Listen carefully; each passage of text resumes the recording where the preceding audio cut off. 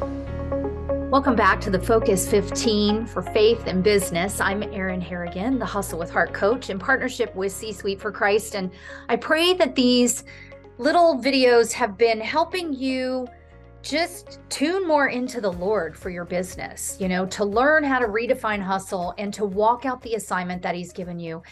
And today I want to focus on something that the enemy does that gets us off kilter and how we can combat that. And it's called drifting. I don't know about you, but do you ever find yourself sort of wandering in distraction? Maybe sometimes you find yourself doubtful, or worse, do you find yourself discontented? Friend, you are not alone, because I have been there. And this is exactly why I tell my clients to bookend their days with the Lord in prayer, because as it says in Psalm 1, verses 1-3, blessed is the man who walks not in the counsel of the wicked, nor stands in the way of the sinners, nor sits in the seat of scoffers, but his delight is in the law of the Lord, and on his law he meditates day and night. He is like a tree planted by streams of water that yields its fruit in its season, and its leaf does not wither. In all he does, he prospers. We can be like those trees planted by the riverbanks, unwavering in our faith as we walk along their journey in our businesses. But that's not often where we find ourselves, is it? Well, the enemy wants to get us drifting so that we will tumble over, or our roots will be yanked out a little bit. A few years ago, I read a book called Outwitting the Devil by Napoleon Hill. And the premise is that Napoleon actually interviews Satan. And Satan shares with him this trick of how he distracts the believer and encourages us to drift. In the book, this is how it's defined: the process through which the devil controls the souls of mankind. That's scary, isn't it? The enemy accomplishes this through muddying up our sense of purpose and confusing us and giving us an unhealthy desire for excess, for more. And last but not least, he gets us spiraling by instilling fear in us. Throughout my entrepreneurial journey, I have had absolute moments where, even though I gave my life to Christ in October 2014, I still find myself drifting. Recently, I found myself drifting in my own understanding, and that's a future topic that I'm going to cover here. But when we're drifting, there's generally 3 ways that he does this. The first is distraction. He gets us distracted by the next level in our business, or the stage that we're going to be on, or the money in the bank, or the title, or the notoriety and influence that we have. And friends, I'm here to tell you, this is a hard pill to swallow, but that is idolatry, when we're idolizing those things ahead of Jesus in our business. The second way that he gets us drifting is discontentment. We're not content with where we are. We're not giving God the margin to move, because we think, Lord, why have you even put me here? Why am I in this spot in my business and not in that spot? Why does that person look like they're further ahead than I am? They have more downloads on their podcast. They seem to have more clients, right? They do a better job of selling and giving a call to action. They have so many people commenting on their social media. That person is moving further ahead in my company than me. They got the job and I didn't. Friends, this is pride. The third way that he gets us drifting is in doubt. And doubt is a lack of faith. It's taking a worldly view of how things can be done. Sometimes that's mixed with pride, when we think we can do all this by ourselves. What's gotten me to this point has worked. Why wouldn't I keep going, doing it myself and leaning on myself to do it? If you want the job done right, you do it yourself, right? Well, that doubt is also as insidious as the distraction and the discontentment, because it keeps us from stepping forward boldly, bravely, and in faith to what God has given us to do. All of these things are also strongholds. I did some research on this, and Max Lucado wrote about strongholds, and this is what he says. The term stronghold appears in the Bible at least 50 times. Now, it's normally referring to a fortress that's difficult to access. You know, for example, in 2 Samuel 5, when King David saw the city of Jerusalem, this was an old, ancient, cheerless fortress that was inhabited by his enemies. So it was called a stronghold. Well, here's the thing about Satan. He is firmly entrenched, and these strongholds that he has around pride, around idolatry, around doubt, around faithlessness, all of these he has guarded for thousands of years, and it presents a great wall of resistance to God's truth.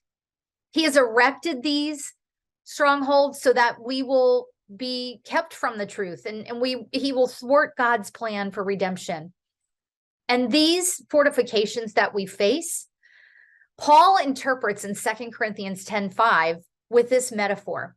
We demolish arguments and every pretension that sets itself up against the knowledge of God. And we take every thought captive to make it obedient to Christ. These arguments that we're demolishing are philosophies, reasoning, schemes of the world, the way that the world defines success, and us as Christians, and us as Christian women in business. We're fighting against those things. Those pretensions that Paul mentions, these have everything to do with self-centered, world-centered, human-centered self-confidence and pride. So imagine this picture of the Christian wearing his full armor of God. And he bears these spiritual weapons and he sets out to conquer the world for Christ. That you've been given this vehicle of your business to bring Christ to people that may have never known him, except that they cross paths with you because they're your clients. And you find obstacles. You find the fortress of human reasoning. You find that this is reinforced with human logic. There's a castle among the fortress that is passion and lust and pleasure and greed. And then the pinnacle of this fortress, of this stronghold, is human pride, where our human hearts sit enthroned and we revel in our own excellence, our own sufficiency, our self-reliance. And these strongholds are held there by the enemy to get us drifting. So what are some ways that you can overcome this? First of all, let's think about Peter walking on water. When Jesus called him out of the boat, answering Peter's query of, Lord, is that really you? And if it's you, call me out onto the water. He calls Peter out on the water and he starts to walk. Just like he's called you in your business, he's called me in my business, and we start to walk. And then suddenly we hit an obstacle. For Peter, he was distracted by the wind and the storm. He got drifting in doubt, like, am I really doing this? Surely I can't possibly be doing this. How is this even happening, right? I also wonder if he got distracted by his own pride, because he's thinking, as he looks back at the boat with the other apostles, going, hey, look at me. I'm the one walking on water. Hey. But in that distraction, he cries out to the Lord, just like we can do. And the Lord reaches out his hand to pull Peter up and steady him. Friend, if you're in a moment where you feel like you're drifting, the first thing I would encourage you to do is focus on Jesus. The acronym that I use for the word focus, or initialism that I use for the word focus, is to focus on Christ until steady. And here's the beauty of Christ. He's unchanging. If we're focused on the world and its requirements and its standards for success, and those are ever changing, we're never truly steady.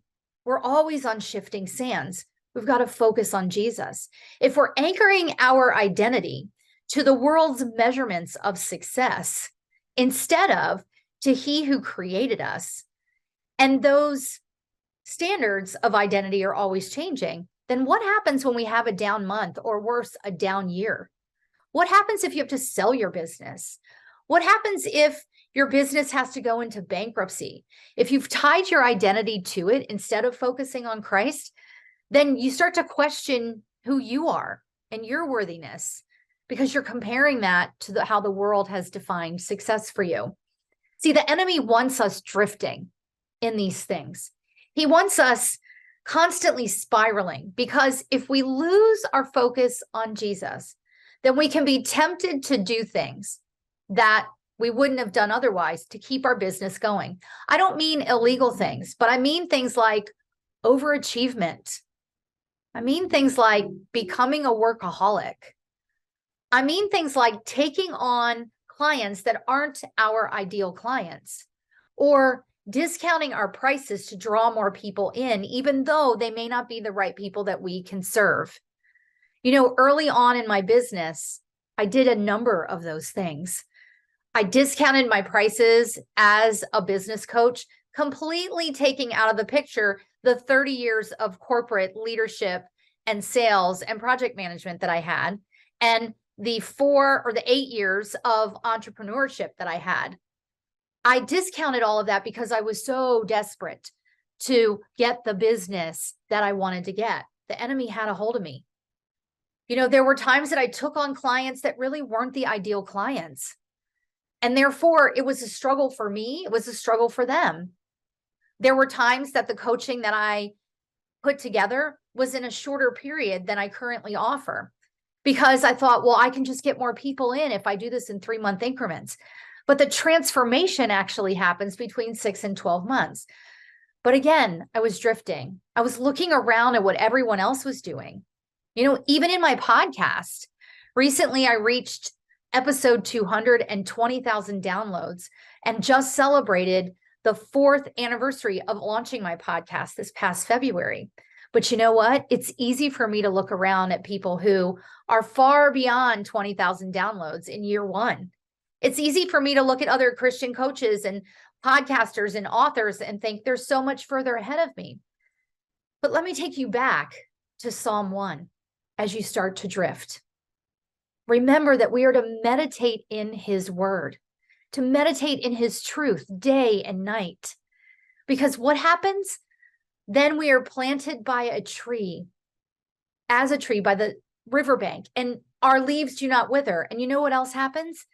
Our roots go deep, and we yield our fruit in our time. Your fruit is not my fruit, and my fruit is not yours. And the other businesses that are like you aren't yielding the fruit that you're yielding, because God made you to yield something very specific. That fruit may not be the dollars and the revenue. That fruit may not be the client roster or the followers that you're looking for, but that fruit impacts the kingdom. And if you're not standing steady and focused on Christ and allowing your roots to go deep, then your leaves might wither, because your endurance and your perseverance will be severely stunted because of the enemy's drifting, getting you drifting. That you might not produce the fruit and touch the lives that God meant you to touch because you're distracted and you're doubtful and you're discontented. Whatever that looks like for you today, I hope that you will remember that these are the plans of the enemy, that he wants to get you drifting, and that focusing on Christ is the way that we overcome that. Let me leave you one more set of scripture from Isaiah 26, verses 3 and 4. You keep him in perfect peace, whose mind is stayed on you, because he trusts in you. Trust in the Lord forever, for the Lord God is an everlasting rock.